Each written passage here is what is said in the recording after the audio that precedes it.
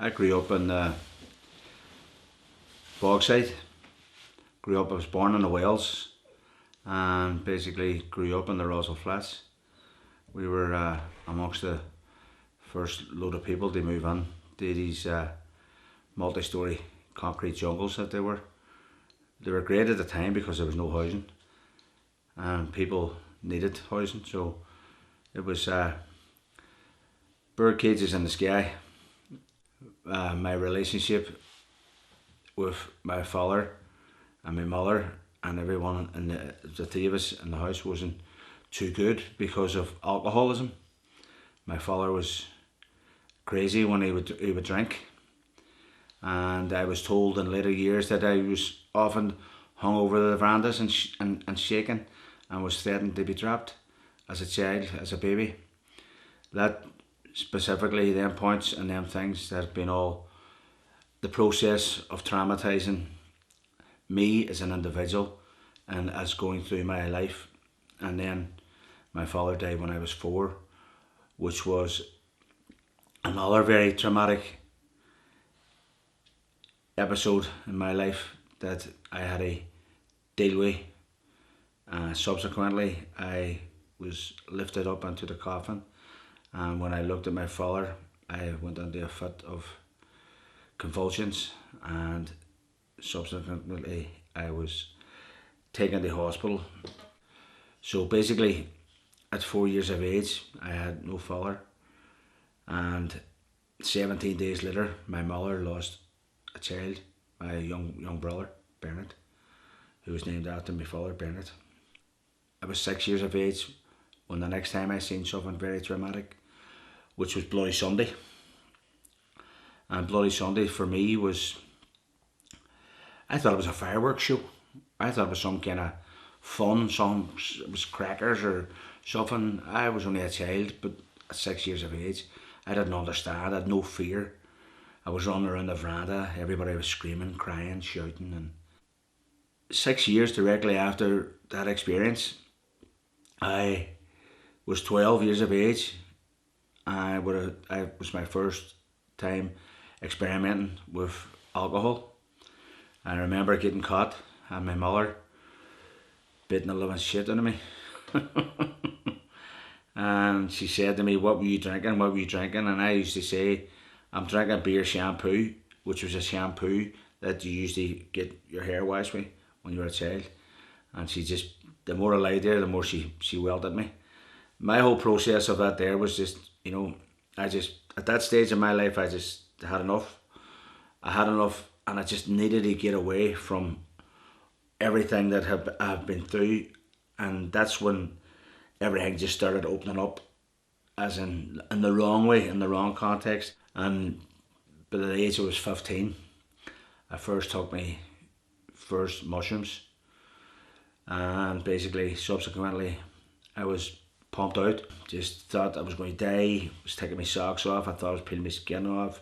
I remember it so clearly today, it's still to this day, because it was, but it's when someone freaks you out, and with all the trauma that I have been going through and the life that I've been living and the way I've been living in a war zone,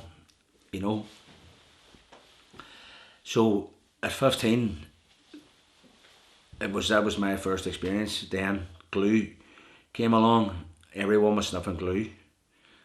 I tried it once. I heard all these mad noises in it, and I said, and it wasn't for me, and it freaked me out that people were sniffing petrol, anything that they could get a hold of. But it was mainly glue, and I just stayed to the drink. My experience leads me to believe strongly that alcohol is the gateway drug to every other drug. So that opened up all the doors for me, and then experimental times were coming, with more mushrooms, and then I went to London eventually, because there was a lot of madness going on in the city, and I just had enough of it. And I was straight on the deep end. I was just off the diving board, bang, and drugs. No, I wasn't there 5 minutes there. I just I needed something else. Alcohol was no good to me, and the first drug I took was speed and smoking marijuana, hashish, whatever you want to call it. For me, it calmed me down. I liked it, but I was always a high person. I was never a stoner, chiller outer, lie down guy. I was always wanting to run about. So I was on speed for a while because it was cheap, and I hadn't got the money at the time for cocaine, and one thing led to another. Before you know it, doors started opening, meeting people, started associating with people who were involved in all that, and the doors opened and access to any drug that you wanted became available.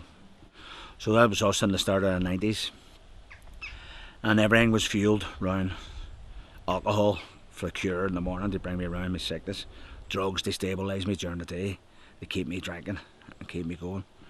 And in this process, I had met someone and started raising a family, and you know, I was just out of control. I was all me. The ego just took over me, and it was like anything I wanted, I got. I wanted for nothing.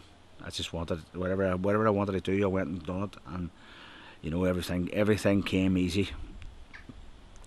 Only thing didn't come easy was the suffering, the sickness, and the thing. But I masked that. I'm a great liar. Like, you know, you can lie to yourself when you're on drugs. It's all part of the process, which I wasn't to understand in any of this process until later on, until I got into my 30s. When I actually hit my 30s, I realised that I have to start thinking about what am I doing with myself. So basically I nearly had a breakdown at 30 because I couldn't understand how fast life was, and then I started questioning a lot of things in life. I knew I needed to change my life, and basically subsequently then I just turned around and said the thing that I need to do is start working on me, stop running away from the whole situation. And the whole situation was when I had to reevaluate my life was, you know, I left school with no qualifications. I was audio and visually dyslexic, which I learnt. You know, subsequently further on down the line, I was tested within the system, and they told me this. And basically, I didn't know what that was. So I had a lot of questions to ask about why my addiction, why my alcoholism, why my drug intake. And it was all to do with trauma. Everything was based around trauma, from the very start to right up to the very end of the situation. And the situation was as follows. I had to learn to deal with my experiences. I had to use them gifts that I was given, and I used them gifts as I was getting slowly, baby steps. I just made a conscious decision that enough was enough, and was through losing someone I loved very dearly, and basically that was it. I was set completely and utterly on my path. Yes, I've done a lot of madness in my life, but at the end of the day I've learned. Them experiences were, on all them experiences, I had to put down and just sit and go through them over the last 5.5 years that I have been clean. And now that I can see the whole picture and understand the whole being of why I had the experiences, I see now that it is for to hand it on to other people. Learn to love yourself, and everything else will kick into balance. There's no other way around it. Stop running away from the situation. Stop drowning out your thoughts. Stop hiding the things that you've been through that you can't understand and why you've been through them. My life now is all built around honesty. That's what I have to be.